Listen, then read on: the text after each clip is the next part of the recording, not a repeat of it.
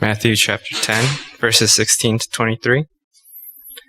I am sending you out like sheep among wolves. Therefore be as shrewd as snakes and as innocent as doves. Be on your guard against men. They will hand you over to the local councils and flog you in their synagogues. On my account you will be brought before governors and kings as witnesses to them and to the Gentiles.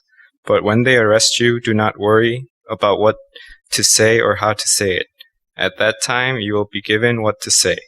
For it will not be you speaking, but the Spirit of your Father speaking through you. Brother will betray brother to death, and a father his child. Children will rebel against their parents and have them put to death.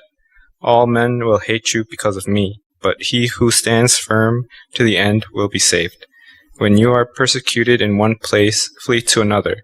I tell you the truth, you will not finish going through the cities of Israel before the Son of Man comes. Amen.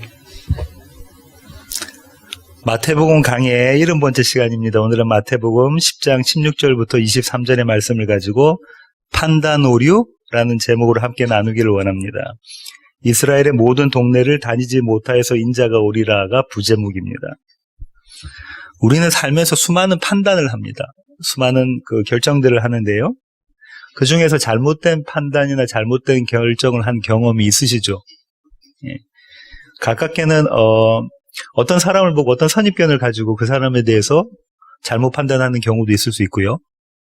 또 어떤 경우에는 쇼핑하면서 잘못 판단하는 경우도 있고, 어떤 경우에는 차를 사고 난 다음에 내가 이거 잘못 판단했구나. 조금 더 거금을 들여서는 집을 사고 난 다음에 이거 잘못 샀구나 이런 생각이 들 때도 있고요. 인생에 있어서 아주 큰 결정들이 잘못됐구나라고 생각할 때도 있습니다. 학교를 선택하거나 직장을 선택하거나 아니면 사업을 선택하거나 가장 중요한 결혼, 배우자를 선택할 때 이 선택이 잘못된 건 아닌가 이런 생각을 가끔씩 해보시는 분들도 계시리라 생각합니다. 내가 왜 이 사람하고 결혼했지? 왜 이 남자하고 결혼했지? 왜 이 여자하고 결혼했지? 이런 생각들 해보지 않으셨나요? 네, 부부싸움 뒤끝에 항상 내가 왜 이 남자랑 아니면 왜 이 여자를 결혼했을까 이런 생각을 하시죠. 그러면서 뭐라고 마음속에 생각하냐면 내 인생의 최대의 실수는 이 남자를 선택한 것이다. 이 여자를 선택한 것이다 라고 생각을 하죠. 제가 대답을 드리면 아니요, 절대 아닙니다. 그 선택이 가장 바른 선택, 가장 정확한 선택입니다. 왜냐하면 그 남자, 그 여자, 자신들의 배우자 때문에 내가 예수께 더 가까이 나갈 수 있기 때문입니다. 오늘은 이 판단 오류, 잘못된 판단에 대한 이야기를 함께 나누기를 원합니다. 민호 형제가 오늘 읽었던 이 본문은 이 마태복음만 나오는 게 아니고요. 공간복음인 마가복음과 누가복음에 나옵니다. 거기에서는 어떻게 기록되어 있는지를 먼저 살펴보고 설교를 이어가도록 하겠습니다. 마가복음 13장 9절부터 13절입니다. 마가복음 13장입니다. 마가복음 13장 9절부터 13절입니다. 찾으셨으면 제가 한번 읽어보겠습니다. 너희는 스스로 조심하라. 사람들이 너희를 공회에 넘겨주겠고 너희를 회당에서 매질하겠으며 나로 말미암아 너희가 권력자들과 임금들 앞에 서리니 이는 그들에게 증거가 되려 함이라. 또 복음이 먼저 만국에 전파되어야 할 것이니라. 사람들이 너희를 끌어다가 넘겨줄 때에 무슨 말을 할까 미리 염려하지 말고 무엇이든지 그때에 너희에게 주시는 그 말을 하라. 말하는 이는 너희가 아니요 성령이시니라. 형제가 형제를, 아버지가 자식을 죽는 데에 내주며 자식들이 부모를 대적하여 죽게 하리라. 또 너희가 내 이름으로 말미암아 모든 사람에게 미움을 받을 것이나 끝까지 견디는 자는 구원을 받으리라. 이 대목은 13장, 마가복음 13장 1절, 2절 보시고 3절 보시면 예수님께서 예루살렘 성전과 예루살렘 성벽을 보시고 이거 무너질 거야 라고 말씀하시고 난 다음에 예수님의 제자들, 아주 친애하는 제자들이 4명 있다고 그랬죠. 베드로 형제와 요한 형제. 그 두 형제들 4명이 예수님과 같이 있을 때 물어본 거죠. 주님, 그때가 언제입니까? 그때는 이러이러한 때야 라고 설명해 주시는 컨텍스트 안에 지금 이 본문이 들어가 있는 겁니다. 누가복음을 한번 볼까요? 누가복음 21장 12절부터 17절입니다. 누가복음 21장 12절부터 17절입니다. 찾으셨으면 제가 한번 읽어보겠습니다. 이 모든 일 전에 내 이름으로 말미암아 너희에게 손을 대어 박해하며 회당과 옥에 넘겨주며 임금들과 집권자들 앞에 끌어가려니와 이 일이 도리어 너에게 증거가 되리라. 그러므로 너희는 변명할 것을 미리 궁리하지 않도록 명심하라. 내가 너희의 모든 대적이 능히 대항하거나 변박할 수 없는 구변과 지혜를 너희에게 주리라. 심지어 부모와 형제와 친척과 벗인 너희를 넘겨주어 너희 중에 며칠 죽이게 하겠고 또 너희가 내 이름으로 말미암아 모든 사람에게 미움을 받을 것이나 너희 머리털 하나도 상하지 아니하리라. 너희의 인내로 너희의 영혼을 얻으리라. 그 다음 구절 20절 보시면요. 너희가 예루살렘이 군대들에게 에워싸이는 것을 보거든 그 멸망이 가까운 줄 알라. 이게 오늘 본문과 병행 구절입니다. 거의 비슷하게 쓰여져 있습니다. 다시 오늘 본문 마태복음으로 오셨어요. 마태복음 10장을 오셨어요. 이 10장 중에서 23절 마지막 절, 오늘 본문의 마지막 절이 신학자들 간에 아주 뜨거운 논쟁을 일으키는 그런 구절입니다. 한번 제가 읽어보겠습니다. 마태복음 10장 23절입니다. 이 동네에서 너희를 박해하거든 저 동네로 피하라. 내가 진실로 너에게 이르노니 이스라엘의 모든 동네를 다 다니지 못하여서 인자가 오리라. 주님께서 뭐라고 말씀하셨냐면 제자들을 내보내시면서 이스라엘의 모든 동네를 다 다니기 전에 내가 올 거야. 이렇게 말씀하셨잖아요. 여기에 대해서 신학자들이 막 논쟁을 하고 있습니다. 그랜트 오스본은 그 논쟁을 한 6가지로 줄여서 설명을 하고 있는데요. 첫 번째는 이런 신학자들이 있다는 거죠. 제자들의 선교 여행 이후다, 이때는. 예수님이 지금 선교 여행을 보내시잖아요. 선교 사역을 보내시잖아요. 그리고 얼마 있다가 그들이 돌아오고 난 다음에 만날 그때다라고 이야기를 하는 거고요. 두 번째 그룹은 예수님의 부활 때 내가 너희들을 만날 것이다 라고 말씀하시는 그때라고 이야기를 하고요. 세 번째로는 오순절 성령 강림, 영으로 오시는 예수님을 만나는 때라고 이야기하고요. 네 번째 신학자들은 누가복음에 조금 전에 읽었던 그 본문을 배경으로 해서 AD 70년에 예루살렘 성이 파괴됐잖아요. 예루살렘 성전이 완전히 파괴됐잖아요. 로마에 의해서. 이때 예수님의 심판의 때다라고 이야기를 하기도 합니다. 다섯 번째 신학자들은 조금 더 길게 봐서요. 이건 지금 이 땅의 역사 전부 다를 이야기하고 예수님이 마지막에 재림하실 때다라고 생각을 하죠. 그 재림하실 때 예수님이 예루살렘에 온 동네에 이렇게 사람들이 다 돌아가게끔 돌아가서 복음이 전파되게끔 한다는 거죠. 그러니까 결국은 백투 예루살렘 운동, 그다음에 메시아닉 처치 운동의 근원이 되는 구절이 이 구절이라고 생각을 합니다. 그런데 여기에 특이한 사람들이 두 사람이 등장하는데요. 그 사람이 누구냐면 저와 여러분이 너무나 잘 아는 슈바이처 박사와 또 한 사람은 좀 생소한 힐이라는 신학자입니다. 이 슈바이처 박사는 다들 아시죠? 아프리카의 천사라고 불리고요. 그 사람은 학위도 여러 개입니다. 박사학위만 의학 박사도 있고 뭐 철학 박사도 있고 또 신학 박사도 있거든요. 신학자입니다. 그 사람이 신학책을 많이 썼습니다. 그런데 그분이 그 슈바이처 박사가 뭐라고 얘기했냐면요. 이건 예수님의 착각이다. 예수님의 잘못된 판단이다. 이렇게. 예수님은 이때가 금방 올 거라고 생각했는데 그 판단이 틀렸다. 이렇게 얘기한 거죠. 그러면 슈바이처의 이야기한 것처럼 모든 인류가 다 존경에 맞지 않는 슈바이처 박사가 이야기한 것처럼 종말이 임박했다는 예수님의 판단이 잘못된 것인가? 예수님이 갖고 계셨던 믿음, 그 믿음은 거짓이었는가? 이 질문을 가지고 오늘 본문을 좀 살펴보려고 합니다. 그렇게 생각하는 신학자들이 상당히 많거든요. 오늘 본문은 두 부분으로 나눌 수 있는데요. 마태복음 10장 16절과 그 다음에 17절부터 마지막 9절까지 39절까지 있는 이 두 부분으로 나눠지는데요. 16절은 제자를 보내시는 것에 대한 주제고요. 그 다음에 17절부터 39절은 박해에 대해서 제자들이 받게 될, 다시 말하면 교회가 받게 될 박해에 대해서 주님께서 예언을 하고 계시는 거죠.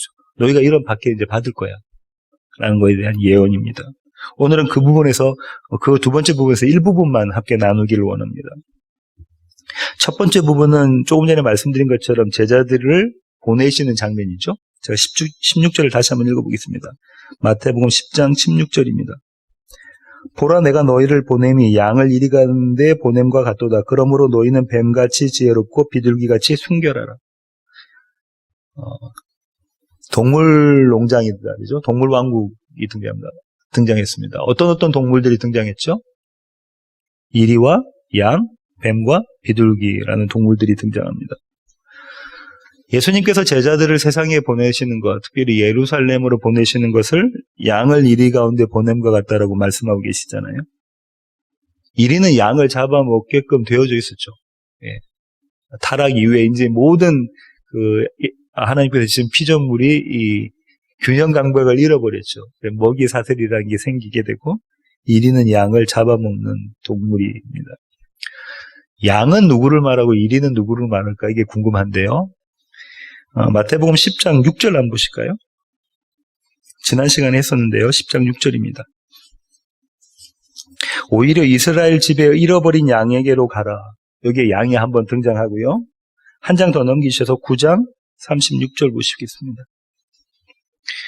무리를 보시고 불쌍히 여기시니 이는 그들이 목자 없는 양과 같이 고생하며 기진함이라. 여기 또 양이 나오네요. 1위는 어디서 등장하는가 한번 볼까요? 7장 15절입니다. 마태복음 7장 15절입니다. 거짓 선지자들을 삼가라. 양의 옷을 입고 너에게 나오나 속에는 노략질하는 이리라. 이쯤 되면 양과 이리가 누구를 말한다는 거 아시겠죠? 양은 하나님의 백성들, 이스라엘을 이야기하고요. 이리는 그들에게 접근해서 그들을 잡아먹는 거짓 증거하는 거짓 선지자다. 예수님 당시로는 서기관과 바리새인 대제사장들 이렇게 이야기할 수가 있겠죠. 이리는 양을 공격하나요? 공격합니다. 다시 말하면 거짓 말씀을 갖고 있는 자들, 자기 의로 사는 사람들은 그리스도의 의로 사는 사람을 반드시 공격하게 되어져 있다. 이런 결론에 도달할 수가 있겠습니다. 그래서 주님은 내가 너희를 양을 이리한테 보내는 것처럼 가면 죽잖아요. 거기 사망의 자리로 가면 반드시 죽게 돼 있잖아요. 그 자리로 보내는 같은 마음으로 내가 너희들을 보낸다. 그러니까 너희들은 이걸 구비해야 돼. 그 구비해야 될 게 뭐냐면 너희는 뱀같이 지혜롭고 비둘기같이 순결하라입니다. 루이스 바벨이라는 신학자는 이렇게 이야기했는데요. 성교에는 어려움이 따르니 뱀처럼 지혜롭게 위험을 피하고 비둘기같이 순결하게 원수에 대항하라. 이렇게 이야기합니다. 예, 표면적으로 이야기하면 그 얘기가 맞죠. 표면적으로만 보면. 근데 이면적으로는 이 안에 아주 깊은 뜻이 담겨져 있는데요. 여러 번 말씀드렸던 장제일 목사님은 유대 지역에서 살면서 그 나라의 풍습을 익히 알고 히브리에 정통하신 분인데요. 그분이 이렇게 얘기합니다. 뱀이라는 동물, 히브리 사람들이 생각하는 뱀이라는 동물이 어떤 의미일까? 뱀은 히브리어로 나하슈인데요. 뱀은 혀가 어떻게 되어 있나요? 갈라져 있죠. 보면은 마치 혀가 두 개 있는 것처럼 보여지는 거죠. 혀가 두 개이기 때문에 히브리 사람들에게 뱀은 말을 잘한다라고 생각을 하는 거죠. 혀가 두 개니까 혀가 한 개 있는 사람보다 훨씬 말을 잘할 거잖아요. 그래서 말을 잘한다라고 히브리 사람들은 생각하고 탁월한 말솜씨를 가진 동물이 뱀이다. 이 말솜씨가 언제 발휘가 되죠? 첫사람들을 유혹할 때 발휘되죠. 창세기 3장 1절로 가보겠습니다. 창세기 3장 1절입니다. 찾으셨으면 제가 한번 읽어보겠습니다. 그런데 뱀은 여호와 하나님이 지으신 들짐승 중에 가장 강교하니라. 뱀이 여자에게 물어 이르되 하면서 첫 여자인 하와를 유혹하는 장면이 쫙 그려져 있다죠. 말을 너무 잘해서 단번에 이 하와가 넘어가는 그림이 있잖아요. 여기서 강교하다라는 단어가 있잖아요. 이 강교하다는 단어가 지혜롭다라는 단어예요. 다른 데서는 전부 다 지혜로 연관되어져서 쓰여지고 있습니다. 근데 지금 이 컨텍스트, 이 상황에서는, 이 문맥에서는 뱀 보고 지혜롭다 할 수 없으니까, 왜냐면 첫사람을 유혹했던 하와이기 때문에 강교하다라고 되어 있지만, 이거 지혜롭다라는 단어거든요. 히브리어로는 아룸인데요. 사무엘상 23장 22절 한번 보실까요? 똑같은 단어가 다른 컨텍스트에서는 어떻게 쓰이는가 한번 보겠습니다. 사무엘상 23장 22절입니다. 21절부터 한번 읽어볼게요. 사울이 이르되 너희가 나를 긍휼히 여겼으니 여호와께 복받기를 원하노라. 어떤 사람이 내게 말하기를 그는, 이게 다윗이고요. 그는 심히 지혜롭게 행동한다 하나니 너희는 가서 더 자세히 살펴서 그가 어디에 숨었는지 누가 거기서 그를 보았는지 알아보고 그가 숨어있는 모든 것을 정탐하고 실상을 내게 보고하라. 이때 지금 지혜롭다라고 그랬잖아요. 그죠? 지혜롭게 행동한다. 누가요? 다윗이. 누구를 피해서? 사울을 피해서. 그럼 뱀에게는 강교하다라고 이야기한 걸 다윗 보고는 지혜롭다라고 지금 이야기하고 있거든요.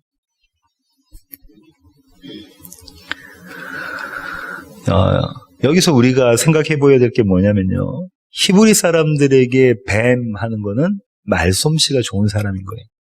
다른 사람을 설득해낼 수 있는 말솜씨를 가진 거다라는 거죠. 당시 유대 사람들 중에서 말솜씨가 가장 좋았던 사람들이 누구였을까요? 누가 말을 제일 잘했을까요? 예, 서기관과 바리새인들이 가장 말을 잘했죠. 그런데 주님께서 그리고 주님의 모형되어졌던 침례 요한이 그들을 뭐라고 불렀죠? 독사 내지는 독사의 자식들 이렇게 불렀죠. 말을 잘하는 자인데 독사의 자식 아니면 독사라고 불렀단 말이죠. 그 얘기는 뭔가요? 그들이 말을 하기는 말을 잘하는 자인데 그 말이 거짓된 말이었다라는 겁니다. 참된 말이 아니었다라는 거죠. 그들의 말은 사람을 살리는 말이 아니라 사람을 죽이는 말이었다. 심판, 다시 말하면 게헨나로 인도하는, 멸망의 자리로 인도하는 말이었다는 거죠. 그 말은 다 자기 의를 드러내는 말이었던 거죠. 그러니까 뱀같이 지혜로워라 이 말씀은 뭡니까? 너희가 참 지혜의 말을 가지고 그 말을 선포해라라는 겁니다. 저와 여러분은 말을 잘해야 돼요. 그 말을 잘해야 된다는 말씀은 참 말을 해야 됩니다. 진리의 말을 선포해야 됩니다. 그 진리의 말은 사람들을 살리는 말이고요. 그 말은 누구를 증거하는 말인가요? 다른 누구도 아닌 예수 그리스도를 증거하는 말이 되어져야 됩니다. 이게 뱀에 대한 이야기고요. 그 다음에 비둘기같이 여기가 뭐라죠? 비둘기같이 순결하라고 그랬잖아요. 비둘기라는 동물은 히브리 사람들에게 어떤 의미를 가진 동물일까요? 비둘기는요, 정절을 지키는 동물입니다. 순놈 한 놈이 결혼해서 살잖아요. 살고 한 마리가 먼저 죽었어요. 병들어 죽거나 아니면 뭐 잘못해서 죽거나 했던 이렇게 죽고 나면 다른 그 한 마리가 수컷이나 암컷, 다른 수컷과 다른 암컷을 찾으러 다니지 않아요. 그냥 평생을 혼자 살아요. 그래서 히브리 사람들에게는 비둘기 하면 정절, 순결 이런 것들을 떠올린다는 거죠. 이 비둘기는 성전 제사에 사용되어집니다. 그죠? 흠없고 거룩한 것으로 성전 제사에 사용되어지는데 특별히 어떤 사람들의 제사에 사용되어지는 걸 한번 보면요. 레위기 12장 6절입니다.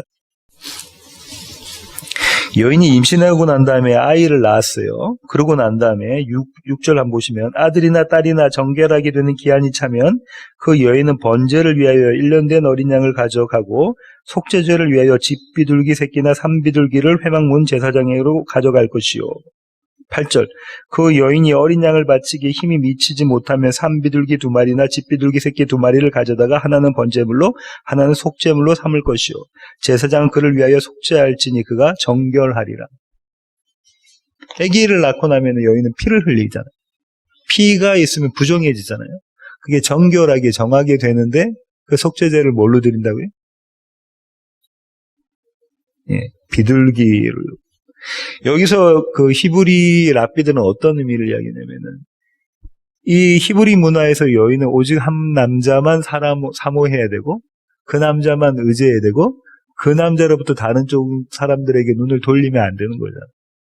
그럼 이 제사의 의미는 내가 한 남자만 사랑하겠습니다. 지금 남편 된 이 남자만 사랑하겠습니다. 앞으로도 이 남자만 사랑하겠습니다. 거기에 대한 의미가 담겨져 있다라고 히브리 사람들은 생각했다고 합니다. 단 한 번도 당신에게서 내 눈을 떼지 않고 당신만 쳐다보겠습니다라는 약속이 담겨져 있는 제사라고 이야기를 합니다. 그럼 주님께서 비둘기같이 순결하라라고 말씀하셨던 것의 의미가 뭘까요? 예수님만 증거하는 순전한 복음에 사로잡혀서 오직 한 분 예수님만, 그 한 분 예수님이 나의 신랑 되시잖아요. 나의 남편. 그 남편에게만 마음을 주는 그런 신부가 되어라라는 말씀인 거죠. 뱀같이 지혜롭고 비둘기같이 순결하라라는 것의 의미를 아시겠죠? 이런 의미를 가지고 있다라고 얘기합니다. 이게 첫 번째, 예수님께서 제자들을 세상에 보내시면서 너희가 갖고 있어야 될 무기가 이거야. 너희는 반드시 이걸 갖고 있어야 그 싸움에서 이길 수 있어. 이렇게 말씀해 주신 거죠. 그게 뭐라고요? 뱀같이 지혜롭고 비둘기같이 순결하라. 그거 갖고 있으라는 겁니다. 너희는 말씀을 갖고 있대. 그 말씀이 오직 예수 그리스도만 증거하는 참된 말씀을 가지고 있고 그 말씀으로 오직 예수 그리스도만 바라보고 세상에 나가라는 얘기인 거죠.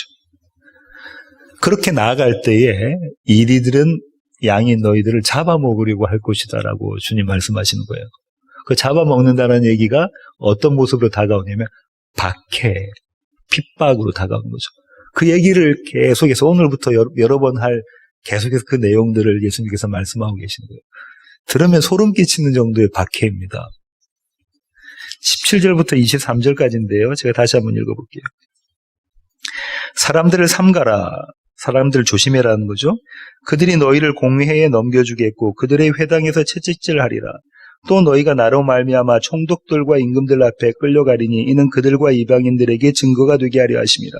너희를 넘겨줄 때에 어떻게 또는 무엇을 말할까 염려하지 말라. 그때에 너희에게 할 말을 주시리니 말하는 이는 너희가 아니라 너희 속에서 말씀하시는 이 곧 너희 아버지의 성령이시니라. 장차 형제가 형제를 아버지가 자식을 죽는 데에 내주며 자식들이 부모를 대적하여 죽게 하리라. 또 너희가 내 이름으로 말미암아 모든 사람에게 미움을 받을 것이나 끝까지 견디는 자는 구원을 얻으리라. 이 동네에서 너희를 박해하거든 저 동네로 피하라. 내가 진실로 너희에게 이르노니 이스라엘의 모든 동네를 다 다니지 못하여서 인자가 오리라. 무시무시한 얘기다, 그죠? 주님께서 뭐라고 말씀하시냐면 사람들을 삼가라. 너희들 사람들 조심해. 라고 첫 번째 말씀을 하고 그 조심해야 될 사람들을 설명해 주고 계시는데요. 첫 번째 등장하는 사람들은 누구냐면 공회, 이스라엘의 공회. 그 다음에 총독들, 임금들 이렇게 됩니다. 공회에 넘겨주겠다라는 얘기는 뭐냐면 이스라엘법에 의해서 이 구약의 법에 의해서 특별히 모세 오경에 의해서 너희들은 죄인이다라고 판단된 사람들을 공회에 넘겨주잖아요. 너희가 죄인이다라는 소리를 들을 것이다라는 거죠. 사도들은 이 얘기를 들었습니다. 예수님께서 예언하신 것처럼 사도행전 4장 1절부터 3절 한번 보실까요? 사도행전 4장 1절부터 3절입니다. 사도들이 백성에게 말할 때에 제사장들과 성전 맡은 자와 사두개인들이 이르러 예수 안에 죽은 자의 부활이 있다고 백성을 가르치고 전함을 싫어하며 그들을 잡음에 날이 이미 저물었으므로 이튿날까지 가두었으나 세상은 예수를 증거하면 뱀같이 지혜로운 말씀을 전하면 어떻게 된다는 거죠? 그들 가두는 겁니다.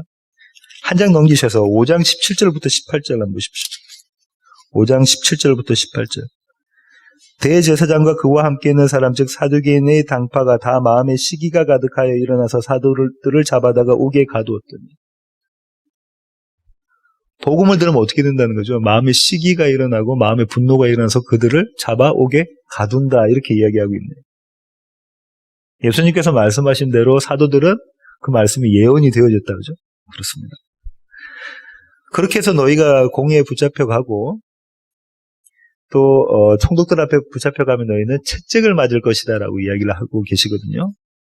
채찍은 로마의 형벌이고요. 유대인들에게는 유대인의 법엔 채찍은 없고요. 비슷한 법이 뭐냐면 태형이라는 게 있습니다. 눕혀서 엉덩이 같은 데를 때리는 거죠. 볼기짝을. 우리나라도 그 태형이 있죠. 볼기짝을 때리는 태형이 있습니다.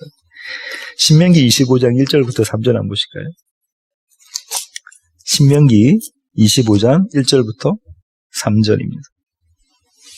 바울이 이야기하는 그 태형이 여기 등장하는데요. 아마 잘 아실 텐데 다시 한번 읽어보겠습니다. 사람들 사이에 시비가 생겨 재판을 청하면 재판장은 그들을 재판하여 의인은 의롭다 하고 악인은 정죄할 것이며 악인에게 태형이 합당하면 재판장은 그를 엎드리게 하고 그 앞에서 그의 죄에 따라 수를 맞추어 때리게 하라. 40까지는 때리려니와 그것을 넘기지는 못할지니 만일 그것을 넘겨 매를 지나치게 때리면 내가 내 형제를 경히 여기는 것이 될까 하노라. 40대까지는 때릴 수 있다고 그러죠. 바울은 40대에서 하는데 모자르는 매를 계속 여러 번 맞았다고 이야기하고요. 누가 매 맞게 되나요? 의인은 안 맞고 죄인은 매 맞을 거야. 이렇게 지금 신명기에서 이야기하고 있네요. 그럼 매 맞는다, 채찍질 맞는다, 태형 맞는다라는 얘기 뭡니까? 그들이 죄를 지었다라는 거죠. 죄. 그들의 법에 의해서 죄를 지었다는 겁니다. 누가요? 사도들이 죄를 지면 이제 죄를 지었다고 너희들이 그렇게 고소를 당해서 벌을 받을 것이다, 매를 맞을 것이다, 채찍을 맞을 것이다 이렇게 주님께서 예언하고 계십니다. 채찍을 맞으면 아플까요? 안 아플까요? 몽둥이로 이렇게 엉덩이를 맞으면 아프겠죠. 그런데 제자들은 어떤 역설적인 반응을 보이는지 한번 보겠습니다. 사도행전 5장 40절부터 42절입니다. 5장 사도행전 5장 40절부터 42절.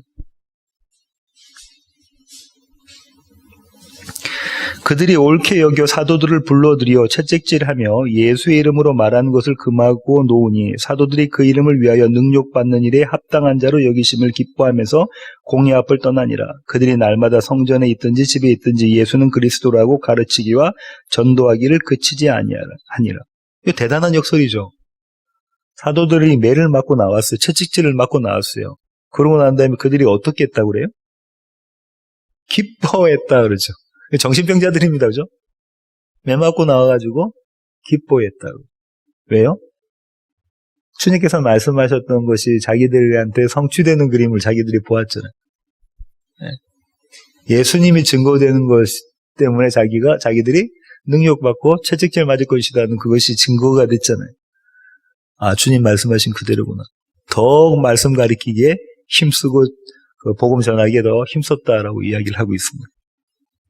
주님은 왜 그들을 이 자리에 세우시냐면 그들이 증거가 되게 하기 위해서 그렇게 세우신다라고 주님께서 말씀하고 계시거든요. 복음이 전파되어지면 흑 아니면 백입니다. 회색은 없어요. 다시 말씀드립니다. 복음에서는 회색 지대가 없습니다. 복음이 선포되어지면, 복음이 증거되어지면 흑, 검정색 아니면 백, 흰색밖에 없는 거예요. 그 복음을 받아들이거나 아니면 그 복음을 미워하거나. 빌립보서 1장 28절 보시겠습니다. 바울이 이렇게 이야기하고 있는데요. 빌립보서 1장 28절입니다. 무슨 일에든지 대적하는 자들 때문에 두려워하지 아니하는 이 일을 듣고자 함이라. 이것이 그들에게는 멸망의 증거요 너희에게는 구원의 증거니 이는 하나님께로부터 나은 것이라. 바울이 뭐라고 이야기하냐면 복음을 증거하면 이 땅에는 딱 두 인종밖에 없다는 거죠. 신약 시대 이전에, 그러니까 유대 사람들에게 있는 이 땅의 인종은 두 인종밖에 없습니다. 누구와 누구? 유대인과 이방인. 그죠? 예루살렘을 중심으로 하고 있는 이스라엘, 이 이스라엘 땅에 사는 유대인들과 나머지 전체, 뭐 1%도 안 되잖아요. 0.0005% 되는 그 사람들과 나머지 전체 두 인종으로 나뉘어집니다. 신약 시대에서도 두 인종으로 나뉘어지는데요. 그 두 인종은 예수 믿는 자와 예수 믿지 않는 자. 유대 사람들이 생각했던 인종 구분과는 좀 다른데요. 그게 모형인 거예요. 예수 믿는 자와 예수 믿지 않는 자로 나뉜다는 거예요. 복음이 선포되어지면.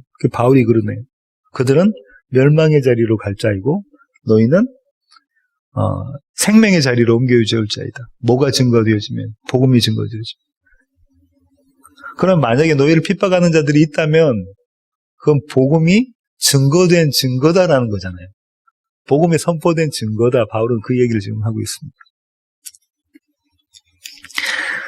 그렇게 해서 붙잡혀서 죽도록 매맞고 그러고 난 다음에 임금들이나 그다음 총독들 앞에 서면 내가 무슨 말로 변명하지? 이거 고민하지 말라고 주님께서 말씀하시죠. 뭐라고 말씀하시죠? 성령께서 너에게 할 말을 일러주실 것이다 라고 말씀을 하고 계시죠. 어떻게 또는 무엇을 말할까 염려하지 마. 도대체 염려하지 마. 그때에 성령께서 너에게 할 말을 주실 것이다 라고 이야기하죠. 이런 사람이 있었습니다. 구약에. 주님, 저는 말할 줄도 모르는데요. 당신이 하나님이고 당신이 주님의 백성을 구원해 내실 거라는 것을 내가 어떻게 그들에게 말할 수 있겠습니까? 나는 뱀 같은 혀가 없는데요. 말할 줄 모릅니다. 주님 뭐라고 말씀하시죠? 네가 아니라 내가 나 말한다라고 말씀하시죠. 누구죠? 모세의 모세입니다. 출애굽기 4장 12절입니다. 10절부터 한번 제가 읽어볼게요. 출애굽기 4장 10절입니다. 모세가 여호와께 아뢰되 오 주여 나는 본래 말을 잘하지 못하는 자니이다. 주께서 주의 종에게 명령하신 후에도 역시 그러하니 나는 입이 뻣뻣하고 혀가 둔한 자니이다. 여호와께서 그에게 이르시되 누가 사람의 입을 지었느냐 누가 말 못하는 자나 못 듣는 자나 눈 밝은 자나 맹인이 되게 하였느냐 나 여호와가 아니냐. 이제 가라 내가 내 입과 함께 있어서 할 말을 가르치리라. 이 말씀을 지금 하고 계신 거죠. 그렇게 해서 모세는 이스라엘 사람들에게 하고 당시의 최고의 권력자였던 누구 앞에 서게 되죠? 바로 앞에 서게 되죠. 그렇게 해서 뭐라고 이야기합니까? 내 백성을 보내라. 여호와의 말인 거죠. 본인의 모세의 말이 아니라. 감히 모세가 어떻게 바로 앞에서 그 얘기를 할 수 있겠습니까? 여호와의 말이죠. 내 백성을 보내라. 고린도전서 2장 4절부터 5절 보실까요? 바울은 뭐라고 하는지 고린도전서 2장 4절부터 5절입니다. 찾으셨으면 제가 한번 이야기하겠습니다. 바울이 고린도 교회에 썼던 편지인데요. 내 말과 내 전도함이 설득력 있는 지혜의 말로 하지 아니하고 다만 성령의 나타나심과 능력으로 하여 너희 믿음이 사람의 지혜에 있지 아니하고 다만 하나님의 능력에 있게 하려 하였노라. 지금 바울이 뭐라고 이야기하고 있냐면 이렇게 이야기하고 있는 거 있잖아요. 바울은 대단한 학식을 갖고 있는 자잖아요. 헬라의 철학도 알고 있는 자였잖아요. 근데 그걸로 전하면 실패하는 거예요. 오직 예수 그리스도를 증거하면 복음이 성공하는 거예요. 지금 뭐라고 이야기했냐면 내가 설득력 있는 지혜의 말로 하지 않는다. 이 지혜가 누구가 갖고 있던 지혜인 거죠? 서기관과 바리새인들이 갖고 있었던 지혜, 이방이 갖고 있던 지혜, 모든 사람들이 갖고 있던 세상의 지혜라는 거죠. 이 지혜는 첫사람 아담과 하와를 꼬신 뱀의 지혜인 거죠. 내가 그거 갖고 하지 않고 참 지혜의 말씀을 전하는데 그게 뭐냐면 오직 예수 그리스도의 말씀을 전하는데 그건 누구의 능력으로 된다고요?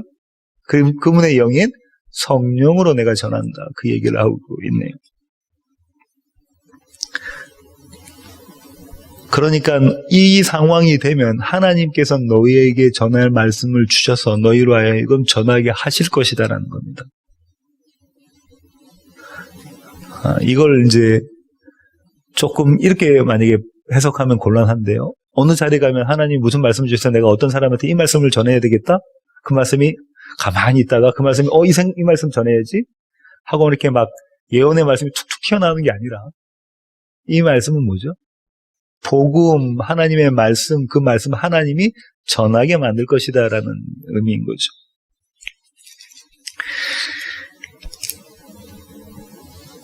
그 말씀이 나로부터 나오면 누가 내 안에 계시다는 증거라는 거로 지금 예수님 말씀하십니까? 만약에 너희의 가운데서 너희가 참 복음을 전하게 된다면, 뱀 같은 지혜로운 말씀을 전하게 된다면 너희는 비둘기같이 순전한 모습으로 예수 그리스도와 짝지어진 사람이라는 게 증거야 라는 겁니다. 나는 죽고 그리스도가 살아야 됩니다라는 증거를 하게 될 때, 그리스도만이 나의 생명이십니다라는 증거의 말씀을 하게 될 때, 그 말씀이 내 안으로부터 나오게 되고 내가 그것을 정말로 인정하고 있다면 내 안에 누가 계시다는 거예요? 그분의 영이 계시다라는 것의 증거이다, 이 얘기를 하고 있는. 그래서 장제일 목사님이 이렇게 말씀하시는데요. 하나님의 나라는 제자들 안에 계신 성령에 의해서 세워지는 것이다, 이렇게 이야기합니다. 삼가야 될 사람들의 첫 번째 그룹이 이 공회와 총독들과 임금들이었는데, 여기까지 좀 견딜만 합니다죠? 근데 두 번째는 좀 힘들어요. 왜냐하면 그 사람이 내 자식이고 그 사람이 내 부모고 그 사람이 내 형제라고 이야기를 합니다. 삼가야 될 대상이 나의 형제와 나의 부모와 나의 자식이라고 이야기합니다. 이게 좀 기가 막힌 이야기다, 그죠? 아주 황당한 이야기를 주님께서 말씀하시는데요. 그들이 나를 어떻게 한대요? 죽는 데에 내어준다라고 하고 나를 죽게 하리라 이렇게 이야기한다고 주님께서 말씀하고 계시네요. 가족 간의 대단한 배신이죠. 몇 분 안 되니까 예를 듣는 분들이 꼭 그분들인데요. 민호 형제하고 보인 자매, 미안해요. 둘이 있는데 둘 중에 한 명이 배신해서 죽는 데에 내어준단 말이에요. 예를 든다면 민호 형제가 보인 자매를 죽는 자리에 내어준다? 끔찍한 이야기 아닙니까? 그죠? 끔찍한 이야기를 주님께서 지금 하고 계시는 겁니다. 이런 시절이 역사적으로 있었나요? 있었습니다. 일제시대 우리나라에도 있었고요. 공산주의 국가에 아주 많았죠. 뭐라고 하냐면 자기 부모가 공산주의에 반대하면 고발해버리죠. 그리고 자기는 영웅이 되는. 제가 그랜트 오스본이라는 신학주자의 책을 읽다가 그분이 경험한, 직접 경험한 스토리에 대한 걸가 있어서 관심 있게 봤는데 그걸 제가 잠깐 소개해 드릴게요. 이슬람 종교를 믿고 있는 이 무슬림 아내가요, 자기 남편이 기독교로 개종을 했어요. 회심을 했어요. 그러면은 그 말씀고 나도 개종을 하거나 그렇게 해야 되는데 어떻게 하는 줄 아십니까? 유리 가루를 분쇄를 해서 유리병을 분쇄를 해서 그거를 남편이 먹는 밥에다 집어넣은 거죠. 이 남편은 그걸 먹고 죽어버렸습니다. 그렇게 죽게 되자 그 동네 모든 무슬림들이, 이슬람 종교 안에 있는 사람들이 이 여인을 추앙하고 이 박수를 보내고 그랬죠. 오늘날에도 있는 이야기입니다. 제가 신학교 다닐 때 그 중동지역을 자주 다니는 신학교 교수님이 이런 말씀하셨는데요. 본인이 직접 보신 건데, 한 가족이 통째로 예수님을 믿겠다고 개종을 해버렸어요. 회심을 했어요. 그 동네 사람들이 어떻게 했냐면 밤에 몰래 가서 그들이 자고 있는데 문들을 다 막고 서서 불을 질러버립니다. 이런 것들에 대해서 D.A. 칼슨이라는 아주 유명한 신학자는 이렇게 이야기하는데요. 회심이나 개종, 이거는 가족에게 대단한 수치심을 불러일으킨다는 거예요. 수치 문화가 익숙해져 있는 그런 사회에서는. 그래서 우리의 판단으로 그들을 판단하지 마시고, 그들의 문화는 이슬람을 벗어났거나 유대교를 벗어났다는 것은 네가 나를 죽음의 자리로 내몰았다는 것과 똑같이 취급받는 배신이라는 거예요. 그 배신자를 죽여버리는 거죠. 충분히 일어날 수 있는 일이다라고 이야기를 합니다. 신학자들은. 오늘날도 일어나고 있으니까요. 근데 지금 저와 여러분은 이런 일이 일어나지 않잖아요. 만약에 강호천 집사님이 강미애 집사님을 그런 자리로 밀어넣으시면은 대본에 뭐 이렇게 갈라서는 거. 죄송합니다. 그렇게 예를 들어서. 이 구절은 이슬람 국가든 이렇게 타 종교나 아니면은 공산주의 국가의 아래에서 살고 있는 성도들에게만 해당되는 구절일까요? 만약에 그렇게 보면 어떻게 강단에 선포가 되면 이렇게 선포되죠. 여러분, 이런 사람들도 있으니까 여러분들은 편안히 예수 믿는 것에 대해서 감사하십시오라고 감사의 조건으로 이야기하십니다. 감사하시고 지금 또 그렇게 어렵게 예수를 믿는 사람들을 위해서 중보기도 하십시오라고 주문을 하시죠. 거기까지일까? 그 안에 더 깊은 의미는 없을까? 그럼 이것은 나에게 적용되지 않는 구절일까? 전혀 우리와는 상관없는 구절일까? 이런 의문을 가지고 계속해서 좀 더 살펴보겠습니다. 두 번째 그룹은 가족이라고 그랬잖아요. 근데 지금 점진적으로 올라가고 있습니다.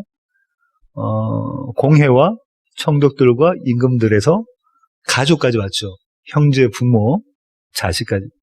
그 다음에는 최고적으로 예수님께서 뭐라고 말씀하시냐면 만나는 사람마다 그렇다는 거예요. 모든 사람들이 너를 미워할 거다. 모든 사람들이. 그 얘기는 눈 뜨고 일어나서 보는 사람이 너 미워하고 만나는 사람마다 너 미워할 거다. 모든 사람들이, 가족뿐만 아니라 모든 사람이 너를 미워할 거다라고 말씀하고 계십니다. 극단적인 증오가 너한테 너 주위를 둘러싸고 있을 것이다라고 말씀하십니다. 왜 미워한다고 그러죠? 네 이름 때문이 아니라 내 이름, 예수의 이름 때문에 너희를 미워할 거야, 이렇게 이야기하고 계십니다. 요한복음 7장 7절 한번 보시겠습니다. 찾으셨으면 제가 한번 읽어보겠습니다. 세상이 너희를 미워하지 아니하되 나를 미워하나니 이는 내가 세상의 일들을 악하다고 증언합니다. 예수님께서 세상은 악해라고 이야기하시니까 너희는 악해라고 증언하시니까 그것 때문에 세상이 미워한다고 그러죠, 예수님은. 그죠? 그 다음에 한 구절 더 볼까요? 요한복음 3장 19절. 그 정죄는 이것이니 곧 빛이 세상에 왔으되, 무슨 말이냐면 예수님께서 벌써 심판이 임했다라는 말씀을 하시면서 이 말씀을 하시거든요. 그 정죄는 이것이니 곧 빛이 세상에 왔으되 사람들이 자기 행위가 악함으로 빛보다 어둠을 더 사랑한 것입니다.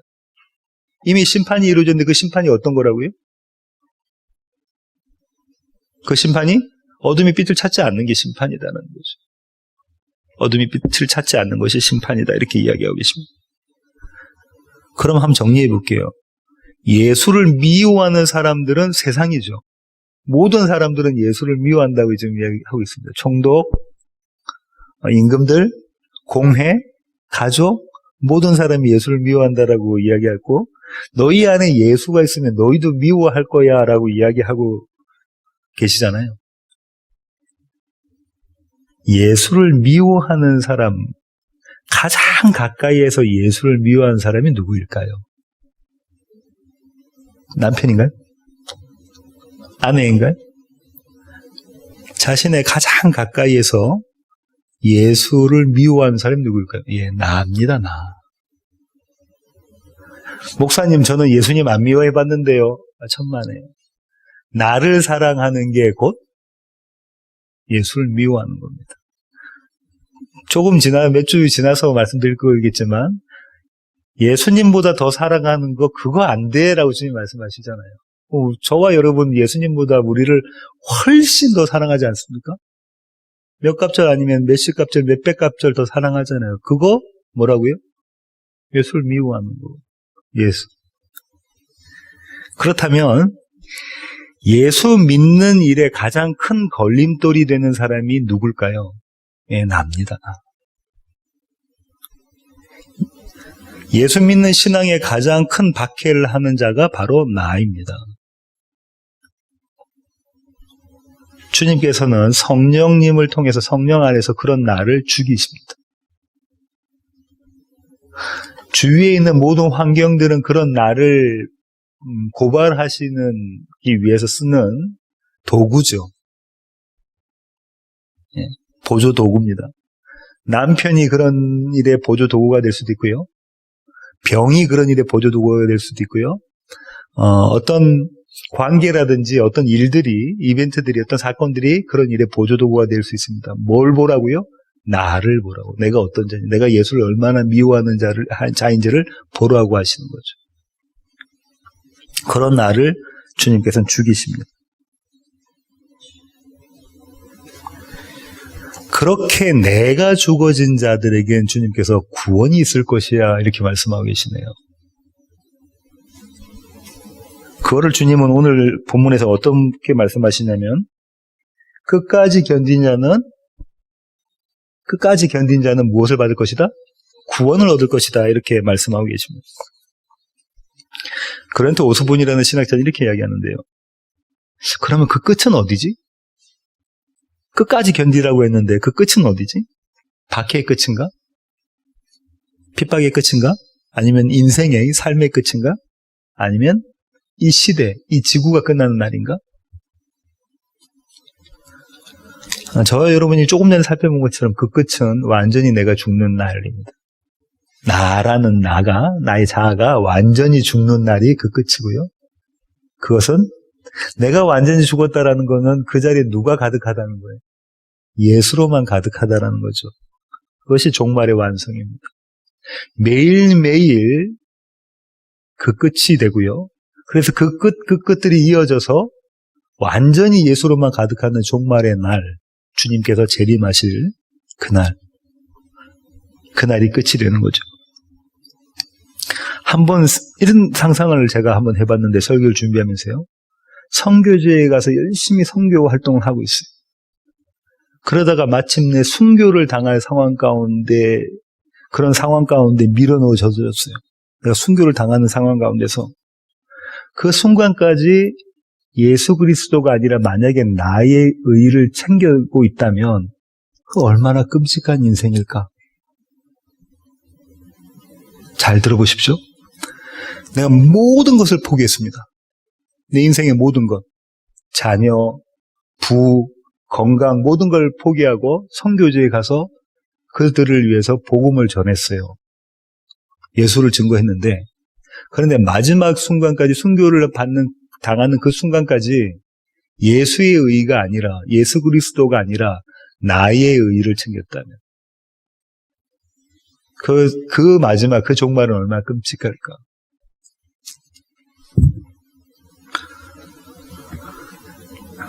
오늘 설교의 결론을 맺겠습니다. 오늘 설교에서 제가 슈바이처 박사가 이야기했던 곳에서 대해서 말씀을 드렸는데요. 정말 슈바이처 박사가 이야기했던 것처럼 그는 아프리카의 천사라고 불리우면서 그 아프리카 사람들을 위해서 그 헌신하고 봉사하고 했었잖아요. 성경책을 늘 옆에 끼고 신학자였으니까. 그 슈바이처 박사가 생각했던 것처럼 예수님의 판단이 잘못된 것이었을까? 예수님은 잘못된 믿음을 소유하신 분이셨을까? 이런 질문을 해보는데요. 그 질문에 대한 대답이 첫 번째 집사 중에 한 명이었던 스데반에게 있습니다. 신약 성경에서 스데반이 첫 번째 순교자잖아요. 그 순교자에게 예수님께서 오늘 말씀하셨던 본문 전체가 성취되는 모습이 드러납니다. 그는 뱀같이 순교를 했고요. 뱀같이 지혜롭고요. 비둘기같이 순교로웠습니다. 사도행전 6장 10절입니다. 사도행전 6장 10절입니다. 스데반이 지혜와 성령으로 말함을 그들이 능히 당하지 못하여. 이게 오늘 본문의 표현으로는 뱀같이 지혜롭고 비둘기같이 순교하라는 거죠. 그 다음에 사람들을 삼가라라는 말씀도 성취가 되는데요. 7장 54절부터 59절 상반절 한번 보실까요? 7장 54절 한번 볼게요. 그들이 이 말을 듣고, 그러니까 스데반이 전한 말씀이죠. 뱀같이 지혜롭고 비둘기같이 순결한 말씀을 전한 말씀을 듣고 마음에 찔려 그를 향하여 이를 갈거늘 미워하지요. 스데반이 성령 충만하여 하늘을 우러러 주목하여 하나님의 영광과 및 예수께서 하나님 우편에 서신 것을 보고 말하되 보라 하늘이 열리고 인자가 하나님 우편에 서신 것을 보노라 한데 그들이 큰 소리를 지르며 귀를 막고 일제히 그에게 달려들어 성 밖으로 내치고 돌로 칠세 증인들이 옷을 벗어 사울이라 하는 청년의 발 앞에 두니라. 그들이 돌로 스데반을 치니. 스데반이 핍박받나요? 박해받나요? 죽도록 미워함을 받고 있습니까? 예, 그 말씀이 성취되고 있다 그죠? 끝까지 견디는 자는 구원을 얻으리라고 주님께서 예언하셨는데 59절 하반절 볼게요. 스데반이 부르짖어 이르되 주 예수여 내 영혼을 받으시옵소서 하고 주님 저를 구원해 주세요. 그때 주님이 보고 구원해 주시는 장면이 드러나잖아요. 끝까지 지키는 자에게. 그 다음에 슈바처 박사가 고민했던 구절이죠. 이스라엘 모든 동네를 다 다니지 못하여 인자가 오리라는 말씀이 성취되었을까? 예수님 착각했다라고 이야기했잖아요. 그 말씀이 성취됩니다. 60절 보세요. 무릎을 꿇고 크게 불러 이르되 주여 이 죄를 그들에게 돌리지 마옵소서 이 말을 하고 자니라.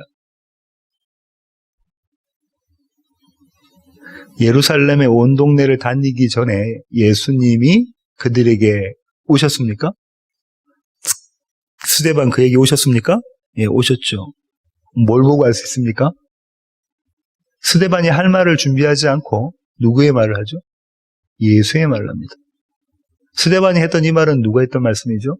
예수님이 십자가상에서 했던 말씀이죠. 예수님이 오셔서 본인의 말이 아니라 본인은 죽은 거예요.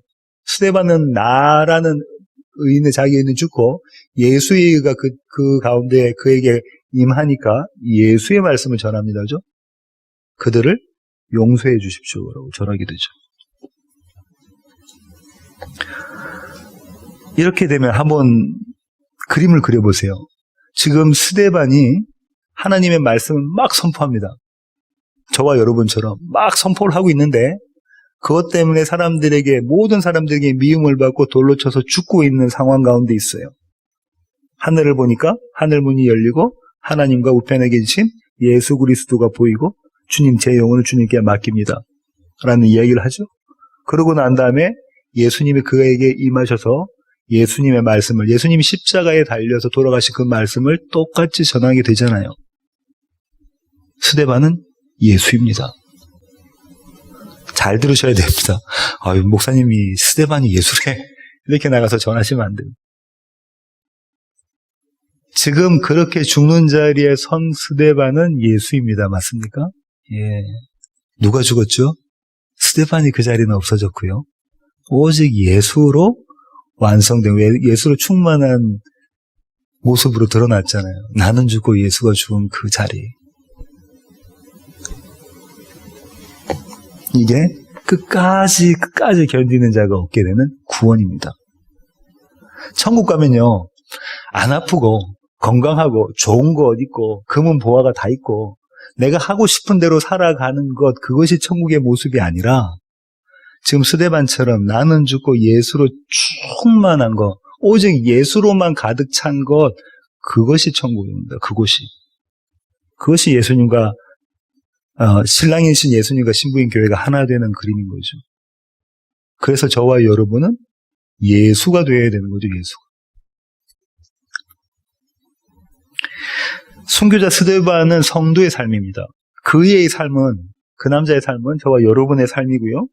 우리의 삶 가운데서 매일매일 스데반의 순교가 재현되게끔 주님이 우리를 그 자리로 밀어넣으십니다.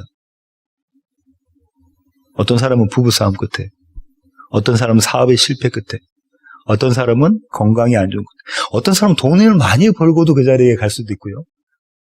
어떤 사람은 부부관계가 너무 좋은 가운데서도 그 자리에 갈 수도 있고, 그 자리에 하여튼 밀어넣으셔요. 나는 죽고 그리스도가 사는 그 자리, 순교자의 삶 그 자리에 집어넣으십니다. 이런 순교자의 삶을 사는 세워지는 교회 모든 가족 되기를 원합니다. 이제는 이 땅에 계시지는 않은 슈바이처 박사에게 제가 한마디 던지고 싶은데요. 그의 질문에 대해서, 그의 대답에 대해서 제가 이런 질문에 대해서 이런 대답을 던지고 싶은데요. 슈바이처 박사님, 아니요, 당신이 틀렸습니다. 예수님의 판단은 정확하셨고요. 그분의 그 온전한 믿음으로 당신의 신부인 교회를 오늘 또 단장시켜 가시고 그 자리에 세우십니다. 기도하시겠습니다. 주님, 그렇습니다. 주님, 우리는 주님께서 잘못 판단하신 것 아닐까라고 생각할 때가 한두 번이 아닙니다. 주님이 살아계신 건 맞는지, 주님이 나를 사랑하시는 건 맞는지, 주님이 함께 하신다면 왜 이런 일들이 나에게 일어나는지, 이렇게 슈바이처 박사처럼 우리는 주님의 판단이 잘못됐다고, 그 판단에 오류가 있다고, 주님의 믿음이 흔들렸던 것 아니냐고 그렇게 생각하고 그렇게 주님 앞에 대들기도 합니다. 하지만 주님, 오늘 주님께서 말씀으로 우리에게 가르쳐 주십니다. 주님의 판단은 정확하셨고 주님의 믿음은 온전하셨다고 말입니다. 하나님, 우리는 우리가 죽고 예수로 가득한, 내가 아니라 예수가 우리가 되는 그런 날을 손꼽아 기다립니다. 매일매일의 삶 가운데 그 날을 경험하게 하시고, 그래서 예수로 가득 차는 온전한 완성을 사모하는 예수님의 다시 오심을 손꼽아 기다리는 우리들 되게 하여 주시옵소서. 마라나타라고 고백했던 사도 요한의 그 고백이 우리의 소망 되기를 원합니다. 우리의 믿음의 외침 되기를 원합니다. 귀하신 예수님의 이름으로 기도합니다. 아멘.